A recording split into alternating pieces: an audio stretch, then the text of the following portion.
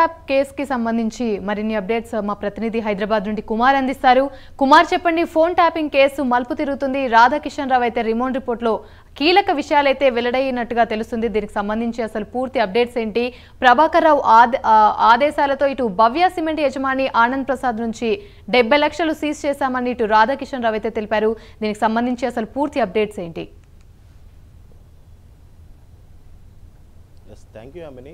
తెలంగాణ రాష్ట్రం సంబంధించి ఈ ఫోన్ ట్యాపింగ్ వ్యవహారం ఒక కీలక పరిణామాన్ని చోటు చేసుకుంటుంది. ఇప్పటికీ ఏదైతే రాధాకిషన్ రావు A4గా ఉన్న రాధాకిషన్ రావు రిమాండ్లోని సంచలన విషయాలు అయితే ఒకటొకటి బయటకు వస్తున్నాయి.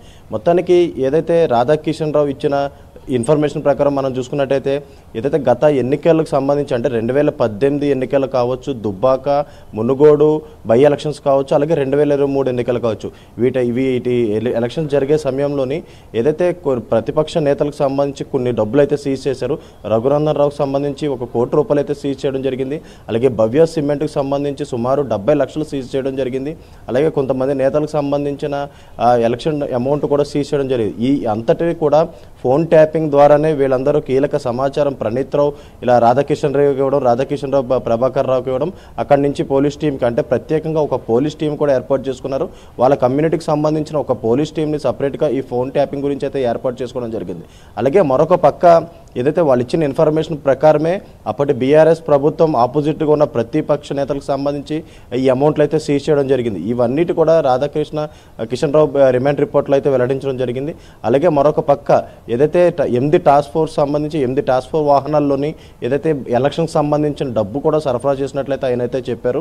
అలాగే మొత్తానికి ఫోన్ ట్యాపింగ్ వ్యవహారం చూసుకున్నట్టయితే మొత్తానికి ఈరోజు 4వ రోజు ఏదైతే భుజంగరావు తిరుపతన్న కస్టడీ కూడా ఇంకా కొనసాగుతుంది. ఆ విషయంలో కూడా కీలకమైన విషయాలు అయితే రాబట్టినట్టు తెలుస్తుంది. అలాగే అతని స్టేట్మెంట్లు కూడా రికార్డ్ చేయడం జరిగింది. అలాగే మరొక పక్క ఎస్ఐబిలో అంటే గతంలో ఎస్ఐబిలో పనిచేసిన ప్రతి వ్యక్తి కూడా ఫోన్ ట్యాపింగ్లో కీలకంగా వ్యవహరించినట్లు తెలుస్తుంది. వీళ్ళందరినీ కూడా ఇప్పుడు పోలీసులు కూడా విచారించే అవకాశం అయితే ఉంది. మొత్తం మనం చూసుకున్నట్టయితే తెలంగాణ రాష్ట్ర వ్యాప్తంగా చాలా చోట్ల కూడా వీళ్ళు సర్వర్లు ఏర్పాటు చేసుకున్నారు. ఈ సర్వర్లు ఏర్పాటు చేసుకుని అప్పటి బీఆర్ఎస్ హయాంలోని ప్రతిపక్ష నేతలు ఉన్న ప్రతి ఒక్కరు ఫోన్ కూడా ట్యాప్ చేశారు. అలాగే ఈ ఫోన్ ట్యాపింగ్ చేసిందే కాకుండా వీళ్ళందరూ బెదిరించడం కూడా మనం చూసాం. ఏదైతే కొంతమంది ఫార్మా యజమానులు కావచ్చు, రియల్ ఎస్టేట్ యజమానులు కావచ్చు, సాఫ్ట్వేర్ యజమానులు కావచ్చు, అలాగే కొంతమంది రాజకీయవేత్తలు వీళ్ళందరూ ఫోన్లు కూడా ట్యాప్ చేసి బీఆర్ఎస్కి ఏదైతే ఎలక్ట్రల్ బాండ్లు కూడా బెదిరించి మరి కొనిపించినట్లు కూడా ఇప్పటికే విచారణలో వెల్లడైంది. అలాగే మరొక పక్క ముఖ్యంగా ప్రభాకర్ రావు ఈ ఫోన్ ట్యాపింగ్లో కీలకమైన వ్యక్తి అని చెప్పొచ్చు. ప్రస్తుతం ఆయన యుఎస్ నుంచే ఇండియాకు వస్తున్నట్లు కూడా మనకైతే సమాచారం ఉంది. ఏదైతే ఇండియాకు వచ్చిన తర్వాత ప్రభాకర్ రావుని అదుపులోకి తీసుకొని అతన్ని విచారించిన తర్వాత కీలకమైన విషయాలు బయటకు వచ్చే అవకాశం అయితే ఉంది. ఎందుకంటే ఫోన్ ట్యాపింగ్ వ్యవహారంలో స్పెషల్ ఇంటెలిజెన్స్ బ్యూరోలో చీఫ్గా ప్రభాకర్ రావు వ్యవహరించారు.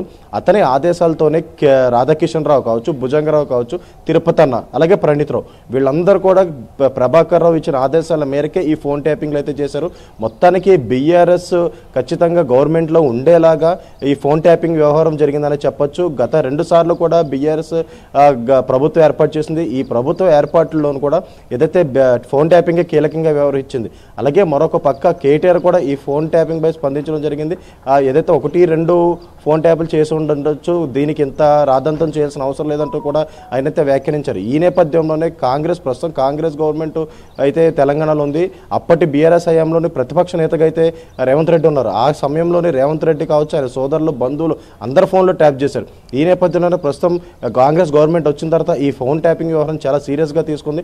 ముఖ్యంగా ఫస్ట్ ప్రణీత్ రావుని అరెస్ట్ చేశారు. ఆ తర్వాత భుజంగరావు తిరుపతన్నని తీసుకొచ్చారు. అలాగే ఆ తర్వాత రాధాకిషన్ రావు రావడం జరిగింది. ఇప్పుడు ప్రస్తుతం ప్రభాకర్ రావు కూడా వచ్చే అవకాశం అయితే ఉంది. మొత్తం వీళ్ళందరినీ కలిపి విచారించిన తర్వాత ఈ ఫోన్ ట్యాపింగ్ వ్యవహారంలో కీలకంగా వ్యవహరించిన రాజకీయవేత్తలు బయటకు వచ్చే అవకాశం అయితే ఉంది. ఎందుకంటే గత ప్రభుత్వం అంటే బీఆర్ఎస్ హయాంలోనే ఈ ఫోన్ ట్యాపింగ్ జరిగింది కాబట్టి బీఆర్ఎస్లో చాలా ముఖ్య నేత ఒక అతను ఈ ఫోన్ ట్యాపింగ్ సంబంధించి ఏదైతే చేయమన్నట్లు కూడా వాళ్ళైతే వివరించారు. మొత్తానికి ఈ రోజు ఏదైతే రాధాకిషన్ రావుకి సంబంధించి రిమాండ్ రిపోర్ట్లో ఈ కీలకమైన అంశాలు అయితే చోటు చేసుకున్నాయి. Yamini. Right, thank you Kumar. ఇవి బులెటిన్ అప్డేట్స్.